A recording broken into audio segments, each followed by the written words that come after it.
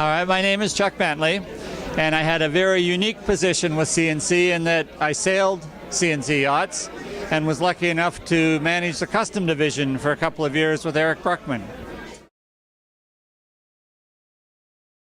Well, that's a tough question because I have a unique experience in that I owned a boat from Belleville Marine, the Corvette. I owned a boat built by George Hinterholer, the C&C 35. And I owned two boats, secondhand mind you, that were built by the custom shop. So I had a great range.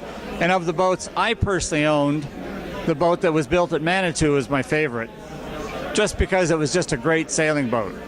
On the bigger scene, probably the 61, because it opened new fields for C&C, took them to faraway markets, not just Canada, and was really a kind of a breakthrough boat in its size and style.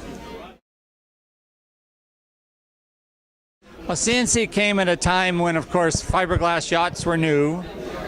People had lots of money to spend, maybe not as much like today. And they designed and produced a boat of really good quality, really consistent. So I think they set the standard. It's not a question of raising the standard. They set the standard at the time for what people came to expect. They I think, defined the racing cruising yacht of the era. And a lot of the boats, of course, were raced more seriously than others, and a lot went the other way and were cruised, and their boats did both well.